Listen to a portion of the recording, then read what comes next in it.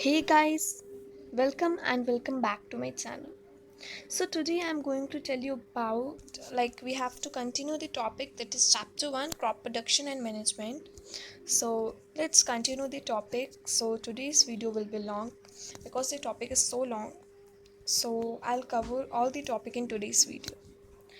Adding manure and fertilizers. So आज के इस वीडियो में हम मैनूर एंड फर्टिलाइजर्स के बारे में बात करने वाले हैं। जैसे कि मैंने आपको प्रीवियस वीडियो में बताया था कि एक पहेली होता है, वो पूछ रहा होता है कि I saw healthy crop growing in a farm. मैंने देखा था कि एक हेल्दी क्रॉप फार्म में ग्रो हो रहा था और मेरे नेबरिंग फार्म में जो प्लांट्स थे वो वीक थे।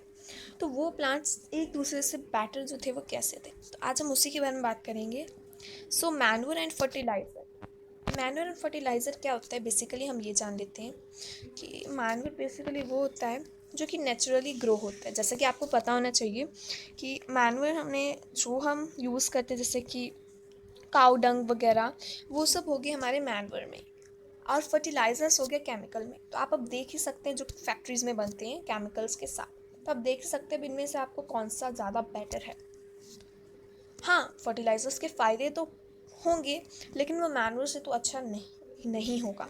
सो हम लोग देख लेते हैं अभी कि soil supplies mineral nutrient for the crop. These nutrients are essential for growth of plants in certain areas farmers grow crop. अब हमने क्या देखा कि जो सॉइल जो है वो मिनरल न्यूट्रिएंट्स सप्लाई करता है क्रॉप में, और वो न्यूट्रिएंट्स जो बहुत ही ज़्यादा ज़रूरी होता है हमारे प्लांट्स के ग्रोथ में। और कुछ एरियाज़ में जो फार्मर है वो क्रॉप के बाद दूसरा क्रॉप उसी सेम फील्ड में जो वो ग्रो कर देते हैं, और वहाँ का जो फील्ड है वो कभी भी अनकल्टिवेट और फैलो जो वो नहीं होता है। तो आप देख ही सकते हैं, आप इमेजिन कर ही सकते हैं कि उसका न्यूट्रिएंट्स को क्या होता होगा। अब हम लोग कंटिन्यू ग्रोइंग करते हैं क्रॉप्स की, तो वो क्या बना देती है, सॉइल को पुअर बना देती है एंड सर्टेन न्यूट्रिएंट्स बहुत ही ज़्यादा ख़राब बना देगी अगर हम कंटिन्यू गो करते रहेंगे। हम उसको मतलब कि उसमें कुछ ऐड मैन्योर या फर्टिलाइज़र वगैरह नहीं डालेंगे। तो अब कुछ फार्मर्स क्या करते हैं कि वो अब यहाँ पे मैन्योर का यूज़ करते हैं to replenish this soil with nutrients, ताकि जो हमारे सॉइल में है वो न्यूट्रिएंट्स है वो बना रहे, जितना भी न्यूट्रिएंट्स है उससे भी ज़्यादा न्यूट्रिएंट्स उसमें आ जाए एंड हमारा जो क्रॉप है वो हेल्दी ग्रो। उस प्रोसेस को हम लोग बोलेंगे मैनुअल। जिस प्रोसेस में हम लोग यहाँ पे मैनुअल यूज़ कर रहे हैं, तो उस प्रोसेस के साथ हम लोग आईएनजी लगा देंगे, ई को हटा के, तो सिंपल सी बात है मैनुअलिंग बन जाएगी। इम्प्रॉपर। अब उसके जो यहाँ पहेली ने पूछा कि क्यों जो नेबर के प्लांट्स थे वो वीक हुए। सो सीड तो हेल्दी था, बट वीक होने का कारण जो है वो बहुत सारे होते हैं। हाँ, वीक होने का कारण क्या हो सकता है, इम्प्रॉपर और insufficient manuring results in weak plants. उसमें इम्प्रॉपर मैनवर डाल दिया होगा, या कुछ ज़्यादा ही हद तक डाल दिया होगा, या बहुत ही ज़्यादा अलग ढंग से डाला होगा, मतलब कि बहुत कम डाला होगा, जिसके कारण क्या रिजल्ट आया कि जो हमारा प्लांट था वो वीक हो गया। आई होप कि आपको इतना तो समझ आ गया होगा कि अब जो मैनवर है वो एक ऑर्गेनिक सब्सटेंस है जो कि प्लांट और एनिमल के वेस्ट से, डिकम्पोजिशन ऑफ प्लांट और एनिमल वेस्ट बोल सकते हैं। Farmers dumps plant and animal waste in pits at open places and allow it to decompose. आपने देखी होंगे काउ डंग्स, उनको हम लोग जो है वो अपने क्रॉप में डालते हैं, जिससे कि जो हमारा प्लांट है वो अच्छे से जो है वो ग्रो हो जाता है एंड हमारा क्रॉप जो है वो हेल्दी ग्रो हो जाता है। अब हम क्या देखेंगे कि जो डिकम्पोजिशन होती है प्लांट्स एंड एनिमल्स की, उसके अंदर कुछ माइक्रो ऑर्गेनिज्म भी आ जाते हैं। वो माइक्रो ऑर्गेनिज्म बहुत सारे होते हैं। सो आप साइड पे पिक्चर्स मैं दे दूँगी, स्क्रीनशॉट्स। सो अब जो डिकम्पोज्ड मैटर होते हैं, तो decompose matter is used in organic manure. So decompose matter होता है वो ऑर्गेनिक मैन्योर में भी यूज़ होता है, जैसा कि आपने जो है वो 7th क्लास में पढ़ाई होगा। अगर नहीं पढ़ा, अगर आप इसके बारे में जानना चाहते हैं तो मुझे आप कमेंट कर सकते हैं। सो एक एक्टिविटी भी होती है जिसको कि आप लोग कर सकते हैं, बहुत ही ज़्यादा सिंपल है, आपको करना चाहिए ये।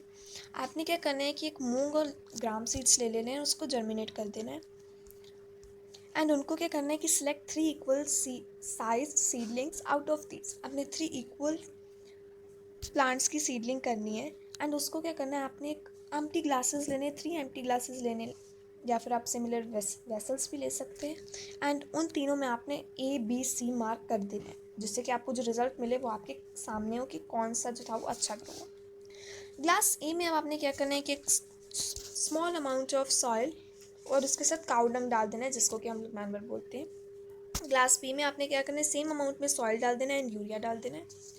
देन सी में हमने बस सॉइल डाल देना है और उसमें कुछ नहीं ऐड करना। हाँ, ये बात है कि हमने सब में थोड़ा थोड़ा पानी डालना है, ABC सब में पानी डाल देना है सेम अमाउंट में, और उनको आपने सेफ प्लेस पे रख देना है। उनको वाटर जो है वो बहुत देते रहना है, मतलब रोज़ देते रहना है, ज़्यादा भी नहीं दे देना है। 7 से 10 दिन बाद आपने उनकी ग्रोथ को ऑब्जर्व किया होगा। यहाँ पे जो हो रही है पिक्चर में, वो प्रिपरेशन हो रही है एक्सपेरिमेंट की।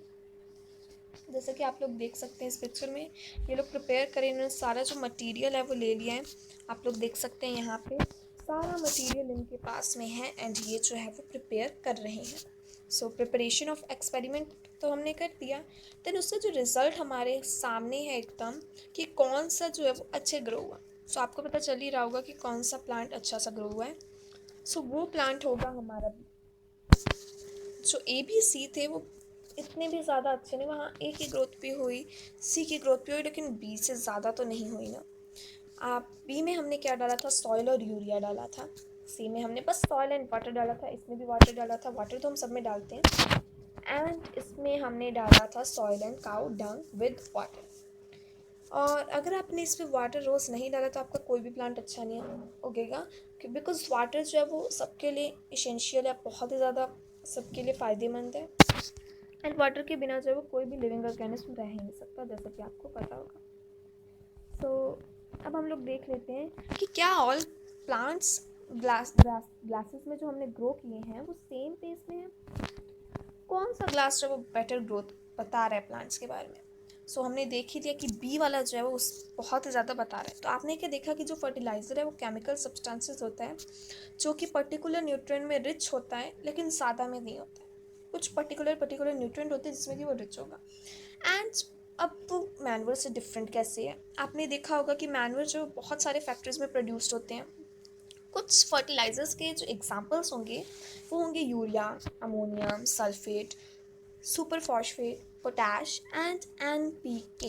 NPK इज़ इम्पॉर्टेंट बिकॉज ये ज़्यादातर यूज़ होता ही होता है हमारे फर्टिलाइज़र बनाने में। And stands for nitrogen, P stands for phosphorus and K stands for potassium।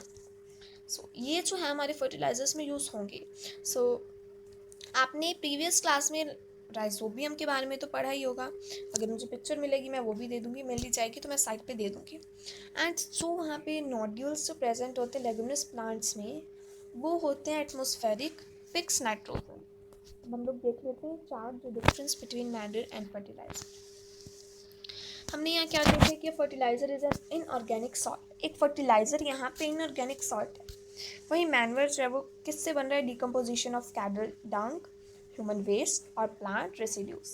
वहीं पे फर्टिलाइजर फैक्ट्रीज में प्रिपेयर होते हैं और ये मैनवर जो है वो हमारा फील्ड में ही प्रिपेयर हो जाता है, जैसे कि यहाँ पे आप देख सकते हैं। अब फर्टिलाइजर्स जो है उसमें ह्यूमस नहीं होगा, उसमें नमी तो बिल्कुल भी नहीं होगी, वो सॉइल को प्रोवाइड करेगा ही नहीं। लेकिन यहाँ मैनवर वही काम कर रहा है जो वो फर्टिलाइजर नहीं कर पाता है। वो ह्यूमस प्रोवाइड करते जा रहा है सॉइल को, जिससे कि न्यूट्रिएंट्स रिच हो। लेकिन अब ये ह्यूमस तो प्रोवाइड कर रहा है, लेकिन ये जो है वो मैनवर रिच नहीं है, ये न्यूट्रिएंट्स में रिच नहीं है। वहीं फर्टिलाइज़र बहुत ज़्यादा रिच है। तो आप बोलोगे फर्टिलाइज़र बहुत अच्छा है, नहीं, फर्टिलाइज़र बहुत अच्छा नहीं है। भले ये लेस रिच हो प्लांट न्यूट्रिएंट्स में, लेकिन मैनवर इज़ द बेस्ट। जो कि अब फर्टिलाइजर्स किससे बनता है, NPK से, nitrogen, phosphorus and potassium. I hope कि इतना तो आपको क्लियर हो गया होगा। देन अब हम बात करें इरिगेशन की, तो एंड या फ्रेंड्स हो सकता है कि मेरे चैनल पे न्यू सीरीज़ आ जाए जो study and tips related series होंगे। जब भी आपके एग्जाम चलेंगे तब भी मैं डालूंगी एंड वैसे भी मैं डालती रहूँगी, जिससे कि आपको टिप्स मिलते रहें। Be stay tuned. अब हमने मैनवर के एडवांटेज तो देख लिया कि मैनवर में जब हम मैनवर ऐड करेंगे तो उसमें वाटर होल्डिंग कैपेसिटी होगी एंड ये सॉइल को क्या बना देगा, ये सॉइल को इजी कर देगा, वो अपने गैस को ईजिली एक्सचेंज कर सके। एंड ये फ्रेंडली माइक्रोब्स के जो है वो नंबर इंक्रीज़ कर देगा, बिकॉज आपने सुना ही होगा कि जो माइक्रोब्स होते हैं वो फार्मर्स के बहुत ही ज़्यादा अच्छे दोस्त होते हैं। तो ये उसमें भी हेल्प करते हैं manoeuvre, increase of friendly microbes. It improves the texture of the soil, ये सॉइल के टेक्सचर को भी बहुत ही ज़्यादा अच्छा कर देता है। एंड अब हम देखते हैं इरिगेशन के बारे में। तो इरिगेशन के बहुत सारे सोर्स होते हैं, प्लांट्स कम से कम 90% वाटर जो है वो कंटेन कर लेते हैं, एब्जॉर्व कर लेते हैं। आपको पता ही होगा कि सब लिविंग ऑर्गेनिज्म को तो वाटर चाहिए ही होता है। अब इरिगेशन साइड पे बहुत सारे पिक्चर्स आपको मिल जाएंगे, जिस जिस टाइप के इरिगेशन होते हैं मैं कोशिश करूँगी वो सारे दे पाऊँ। सो एंड अभी हम लोग देखेंगे भी कि बहुत सारे सोर्सेज होते हैं इरिगेशन के, साधन होते हैं, wells, tube wells, ponds, lakes, rivers, dams and canals. So अभी हम लोग देखते हैं कि traditional methods of irrigation. So हम देखते हैं traditional methods of irrigation. Traditional methods of irrigation मतलब कि जो पुराने ज़माने में यूज़ होते थे, अभी भी वो बहुत हद तक यूज़ होते हैं। सो इसमें क्या होता है कि जो वाटर है वो वेल्स, लेक्स एंड कैनल्स में जो है वो अवेलेबल होता है।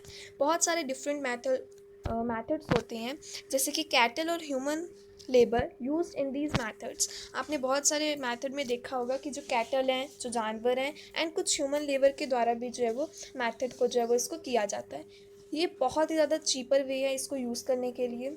और हाँ, इसमें टाइम तो लगेगा एंड टाइम सेवर वाला भी है इसमें, तो वो हम आगे देखेंगे।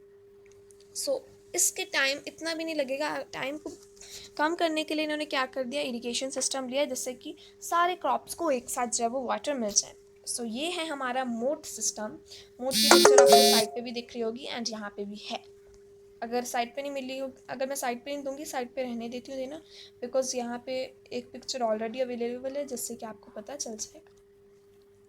यहाँ आप क्या देख रहे हैं कि एक जो आदमी है वो मोट कर रहे हैं। मोट मतलब कि यहाँ पे वेल लगा हुआ है एंड वेल से वो घड़े में पानी भर के एंड वो वाटर जो है वो उसने एक बहुत ही बड़ा सा डिग जो है वो खोद लिया है एंड उसमें जो है वो सारे क्रॉप्स को पानी जाए वैसा उसने सिस्टम बना दिया एंड उससे जो पानी है वो क्रॉप्स में जा रहा है, जैसा कि आप लोग इसमें पिक्चर में देख रहे हैं।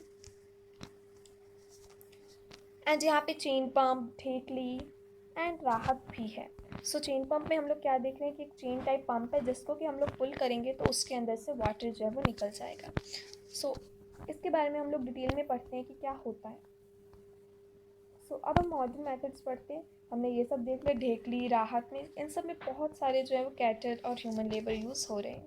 राहत में भी कैटल यूज़ हो रहा है। कैटल क्या कर रहे हैं, यहाँ पे बुल लगा दिया है जो कि जैसे जैसे भागेगा वैसे वैसे पानी का लेवल इंक्रीज़ होगा एंड वो हमारे प्लांट्स में चला जाएगा। वहीं पे अगर हम लोग ढेकली देखें तो ढेकली में एक मैन है एंड देन वो वाटर जो है वो कुएं से भर के वाटर जो है वो डाल रहे हैं, जिससे कि सारे क्रॉप्स को जो है वो वाटर मिल जाएगा। Modern methods of irrigation, modern methods में आ जाते हैं sprinkler system, drip system and last sprinkler और ड्रिप सिस्टम। दो ऐसे मेथड है जो कि इरिगेशन के लिए यूज़ हो रहे हैं, अभी के समय में बहुत ही ज़्यादा टाइम सेवर हैं। स्प्रिंकल सिस्टम में आप लोग इस पिक्चर में देख रहे हैं कैसे वो वेल से अटैच है एंड हम जब वाटर उसका जो है वो ऑन कर देंगे तब उसमें से वाटर निकल जाएगा। एंड इसमें भी ड्रिप सिस्टम में भी ऐसे ही, ड्रिप सिस्टम में हम लोग अंदर से पाइप टाइप डाल देंगे तो उसमें से हम पानी कर देंगे तो अंदर से ही वो चले जाएगा। Protection from weeds. अब हम प्रोटेक्शन फ्रॉम वीड्स क्यों करते हैं उसके बारे में जानेंगे कि पूछो और पहेली है वो क्या करते हैं। वो अपने पास वाले जो है वो फील्ड में गए होते हैं और वहाँ पे वो कुछ अदर प्लांट्स को देखते हैं उस फील्ड में। Have this plant been planted purposely, क्या वो प्लांट अच्छे से प्लांट किए गए हैं या नहीं। सो वी डिसाइड का मतलब क्या है वो अब हम जानेंगे कि जो अनडिज़ायरेबल प्लांट्स होते हैं, साइड पे पिक्चर तो आपको मिल ही गई होगी तो आप समझ तो गए होंगे। अनडिज़ायरेबल प्लांट्स बहुत ही सिंपल वर्ड है, इंग्लिश में बहुत ही ज़्यादा आपको बड़ा लग रहा होगा अगर आपको नहीं समझ आया, but this is very small thing कि अनडिज़ायरेबल प्लांट्स होते हैं जो अपने आप ग्रास जो है वो उग जाते हैं। कभी कभी अगर आपने देखा होगा किसी फार्मर को ग्रो करते हुए, सो अगर आप खेत में गए होंगे तो आपने देखा होगा कि वहाँ पे जब हम क्रॉप उगाते हैं तो उसके साथ कुछ अनवांटेड प्लांट्स भी उग जाते हैं जिनको उनके साथ उगना नहीं चाहिए। मतलब कि अनवांटेड प्लांट अनडिज़ायरेबल प्लांट्स बोल सकते हैं, वो खुद से ही उग जाते हैं, नेचुरली ग्रोइंग प्लांट हम उनको बोल सकते हैं। सो वो होते हैं वीड्स। अब हम वीड्स को रिमूव करने के लिए वीडिंग करते हैं। बहुत ही ज़्यादा सिंपल है, जैसे मैनवर करने के लिए मैनवरिंग एंड वीड करने के लिए वीडिंग। सो वीडिंग जो बहुत ही ज़्यादा नेसेसिटी होता है, उससे हम लोग क्या करते हैं अपने क्रॉप प्लांट्स को जब वो वाटर, न्यूट्रिएंट, स्पेस, लाइट बहुत अच्छे से दे सकते हैं। कैसे, अब वीड्स अगर उगेंगे तो वो हमारे प्लांट पे भी तो असर करेंगे ना यार, ऐसा थोड़ी ना है कि वो नहीं करेंगे। सो उसके लिए हम लोग क्या करेंगे कि कुछ वीड्स को जो है वो हार्वेस्ट कर देते हैं। जो कि, और अगर वो वीड्स पॉइजनस होते हैं, कुछ कुछ उसमें पॉइजनस होते हैं जो कि एनिमल्स और ह्यूमन बींग्स के लिए बहुत ही ज़्यादा जो है वो जानलेवा साबित हो सकते हैं, जो कि साइड पे आपको दिख रहा है। तो कुछ अगर लालची लोग होंगे वो क्या करेंगे कि ऐसे ही वो अनवांटेड प्लांट्स को जब वो ख़त्म तो करेंगे नहीं, उसी के साथ जब वो हमें खाना दे देंगे, जिससे कि हमारी जान भी जा सकती है, बिकॉज ये बहुत ही ज़्यादा जहरीला प्लांट्स भी होते हैं। सो फार्मर्स अडॉप्ट मैनी, तो बहुत अच्छे अच्छे फार्मर्स हैं। फार्मर्स क्या करते हैं, वो बहुत अच्छे अच्छे जो है वेस्ट उन्होंने ढूंढे हैं, जिससे कि वो जो है वो वीड्स को रोक सके एंड वो उनकी ग्रोथ को भी कंट्रोल में ला सके। अब हम लोग क्या करते हैं, टिलिंग करते हैं। Tilling before sowing of crops help in uprooting and killing of weeds. अब जब हम टिलिंग करेंगे, सॉइल को ऊपर नीचे करेंगे, तब वो क्या करेगा, वो क्रॉप की हेल्प करेगा अच्छे से अपरूटिंग होने में, उसकी जड़ों को भी थोड़ा, मतलब कि आपने देखा ही होगा कि हम लोग टिलिंग करते होते हैं, सो उसके फ़ायदे भी बहुत होते हैं, वो वीड्स को भी किल कर देंगे। ऐसे ही वो क्या करेंगे कि वो जब ड्राई हो जाएंगे तब वो सॉइल के साथ जाके मिक्स हो जाएंगे। अब जो बहुत ही ज़्यादा बेस्ट टाइम यही होगा कि आप जो वीड्स को है वो रिमूव कर लें, और वहाँ से जो है वो क्या निकलेगा, फ्लावर्स और सीड्स जो है वो निकल जाएंगे। And the manual removal includes physical removal of weeds by uprooting or cutting them close to the ground from time to time. अब ये किससे डन किया जाता है, खुरपी से। खुरपी से हम लोग ऊपर नीचे ऐसे कर देते हैं, जिससे कि जो हमारे प्लांट है वो अच्छा सा ग्रोथ उसकी हो जाए एंड उसके जो वीड्स हैं वो भी कट जाएँ। सो हार्वेस्टिंग जो है वो बहुत ही ज़्यादा, हम लोग, हाँ, वीडिंग की थोड़ी सी बात और कर लेते हैं कि स्प्रेइंग वीडिसाइड, हम लोग वीडिसाइड भी स्प्रे करते हैं, जिसके लिए देख रहे हैं बहुत ही ज़्यादा जानलेवा होता है वीडिसाइड करना भी। सो उसके लिए क्या किया इस आदमी ने, और साइड पे पिक्चर भी है, उसने क्या किया है, वो मास्क वियर किया है। ये मत समझना कि कोरोना वायरस चल रहा है तो मास्क वियर क्या, हर एक बार करते हैं, अगर आपने फार्मर को देखा होगा तो। सो फार्मर क्या करें, मास्क वियर कर लेते हैं, जिससे कि उन पर कोई भी साइड इफ़ेक्ट ना पड़े, जिससे कि उन पर कोई भी साइड इफ़ेक्ट ना पड़े इस चीज़ का, कि वो जो है वो इसमें वीडिंग कर रहे हैं, वीडिसाइड स्प्रे कर रहे हैं। इसको स्प्रे करने से क्या होगा कि फ्लावरिंग और सीड फॉर्मेशन अच्छी होगी, एंड इससे फार्मर्स, अगर हम इसीलिए पहनते हैं ताकि ये फार्मर की हेल्थ पे जो है वो ज़्यादा इफेक्ट ना करे। हार्वेस्टिंग तो आपने देखा ही होगा, हार्वेस्टिंग वो चीज़ होती है जो जब हमारा प्लांट्स पक के ग्रो हो जाता है। कटिंग ऑफ क्रॉप, जिसको हम लोग बोल सकते हैं कटिंग ऑफ क्रॉप, आप after it's manure is called harvesting. इस हार्वेस्टिंग में जो है वो प्लांट्स को हम लोग सिकल की हेल्प से कट कर सकते हैं। ट्रैक्टर में मशीन्स आ गई हैं, कंबाइन जिसको बोलते हैं, उसकी हेल्प से। बहुत सारे मेथड होते हैं हार्वेस्ट करने पे, उस पर ज़्यादा कुछ मैं नहीं बताऊंगी, बस इतना ही आप लोग जान लीजिए। स्टोरेज, भाई स्टोरेज तो बहुत ही ज़्यादा इंपॉर्टेंट है, मतलब कि हार्वेस्ट के बाद स्टोरेज तो करना ही चाहिए, जो कि बहुत ही ज़्यादा इंपॉर्टेंट टास्क है। अगर हमारे क्रॉप जो है वो ग्रो हो रहे हैं और बहुत टाइम तक रखे रहें, तो उसका मॉइस्चर बना रहे, इंसेक्ट से बचे रहें, रैट से बचे रहें, माइक्रो ऑर्गेनिज्म से बचे रहें, बहुत सारे वे से प्रोटेक्ट रहें, तो उसके लिए हम लोग क्या करेंगे, स्टोरेज करेंगे। स्टोरेज मीन्स कि हम उसको स्टोर करें। अब जो फ्रेश क्रॉप जो होता है उसमें मॉइस्चर तो बहुत ज़्यादा होगा, तो जितना हमारा क्रॉप फ्रेश होगा उतना ज़्यादा उसको मॉइस्चर मिलेगा। फार्मर स्टोर, तो ये क्या बोल रही है आप पूछो, कि मैंने अपनी मदर को देखा था कि वो कुछ ड्राइड नीम लीव्स को एक आयरन ड्रम में रख रही हैं और उसके साथ वीट भी रख रहे हैं। तो उन्होंने सोचा कि क्यों,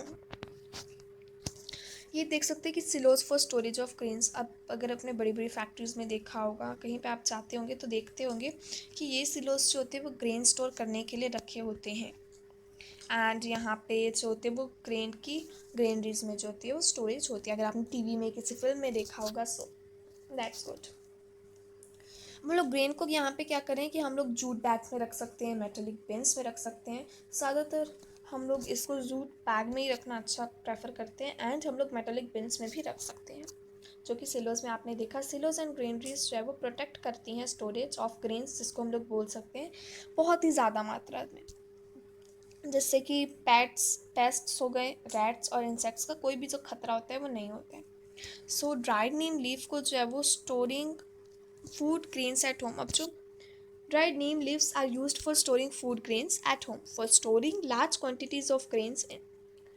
यहाँ हम क्या देख रहे हैं कि अब जो हमारा ड्राइड नीम लीव्स हैं उनको हम लोग ने ग्रेन के साथ क्यों रखा, बिकॉज ये बहुत ही ज़्यादा अच्छा मेथड है स्टोर करने का। एंड लार्ज क्वांटिटी में अगर हमने अपने जो ग्रेन्स को वो स्टोर करना है तो उसमें हम लोग बिग गोडाउंस में रखेंगे, स्पेसिफिक केमिकल ट्रीटमेंट देंगे एंड उसको प्रोटेक्ट करते रहेंगे। हम लोग उसको चेक भी करेंगे, ये नहीं कि रख दिया तो हमारा काम हो गया। हाँ, थोड़ा बहुत तो चेक करेंगे, बाकी काम तो जो है वो स्टोरेज में रख के हो जाएगा, मतलब कि वो स्टोर रहेंगे।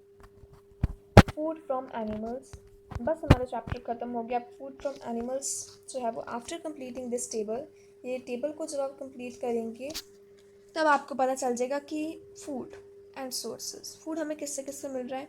काओ, buffalo, she goat, she camel, और भी बहुत सारे फूड हमें किस किस चीज़ों से मिलते हैं आप लिख सकते हैं। सो प्लांट्स, एनिमल्स हमें बहुत कुछ देते हैं, अलग अलग टाइप के फूड्स देते हैं। बहुत सारे जो पीपल हैं वो कोस्टल एरियाज़ में जाते हैं, जिस तो वो खाना क्या पसंद करेंगे, उनको फ़िश ही मिलेगी एंड वो भी उनके एक डाइट का पार्ट होता है, बिकॉज फ़िश में भी बहुत सारे मिनरल्स, विटामिन्स होते हैं। और प्रीवियस क्लासेस में हमने क्या देखा था कि कुछ प्लांट्स होते कुछ जो हमारे फूड होते हैं वो प्लांट्स से ऑब्टेन होते हैं। वी हैव जस्ट, हमने उस प्रोसेस को देखा जिसको कि हम लोग क्रॉप प्रोडक्शन में ही इन्वॉल्व कर रहे हैं, जैसे कि हम लोग selection of seed, sowing etcetera etcetera. ऐसे एनिमल्स भी बहुत ज़्यादा रियर्ड किए जाते हैं होम में, फार्म में, और उनको भी प्रॉपर फूड, शेल्टर और केयर देनी चाहिए, तभी वो हमें खाना दे पाएंगे। बाय द वे नहीं दे पाएंगे। When this is done on a large scale, it is called animal husbandry। जो लार्ज स्केल में होते हैं, एनिमल को ग्रो नहीं करते, मतलब कि एनिमल से हम लोग फूड लेते हैं तो उसको हम लोग बोलते हैं animal husbandry. Fish is good for health, we get cod liver oil from fish which is rich in vitamin D. जैसे कि मैंने आपको बताया कि इससे विटामिन प्रोवाइड होता है, तो वो विटामिन होगा विटामिन डी, एंड हम इससे कोड लिवर ऑयल फिश से बहुत ही ज़्यादा जो है वो मिलता है। सो कीवर्ड्स आप लोग देख लीजिए, agriculture practice, animal husbandry, crop, fertilizer, granaries, harvesting, irrigation, kharif, manure, plough, rabi, seeds, silo, sowing, storage, threshing, weeds, weedicide and winnowing. So हमने आज के चैप्टर में क्या क्या पढ़ा है, मतलब कि पहले भी चैप्टर कवर किया है इसी का। सो हमने इस चैप्टर में क्या क्या देखा कि in order to provide food for to our growing population we need to adopt agriculture practice. जब भी हमें कोई भी क्रॉप ग्रो करना होता है उसके लिए हमें एग्रीकल्चर प्रैक्टिस करते हैं। सेम काइंड ऑफ प्लांट को ग्रो और कल्टिवेट करने के लिए हमें क्रॉप लेते हैं। कंस्टिट्यूंट ऑफ क्रॉप, इंडिया में हम क्रॉप्स जो 2 सीज़न पे बेस्ड होते हैं, रबी एंड खैरिफ, एंड ये बहुत ज़्यादा नेसेसिटी होती है कि हम टिलिंग और जो क्रॉप का सॉइल का लेवलिंग करें। Plough and levellers are used for this purpose. Sowing of seeds, at हम लोग उसको स्पेस दे दे के सो करें एंड हम लोग हेल्दी सीड्स का सिलेक्शन कर लें। सोइंग जो वो सीड ड्रिल से किए जाते हैं।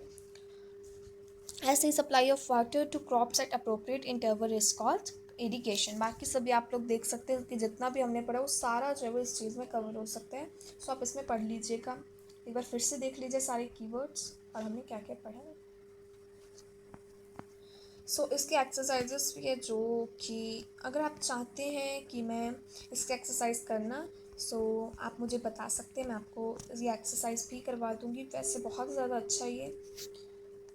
And so friends, I hope कि आपको मेरी वीडियो पसंद आई होगी। एंड वीडियो लॉन्ग बन गई है बिकॉज ये चैप्टर कवर करना था। सो नेक्स्ट चैप्टर भी शुरू करना है, उसके बाद मैथ्स भी शुरू करने हैं एंड लर्निंग टिप्स भी शुरू करेंगे हम लोग। एंड इंग्लिश की वीडियो भी आ रही है बस थोड़ी देर में। So see you in my next video. Till then, take care. Bye bye. Stay home, stay safe.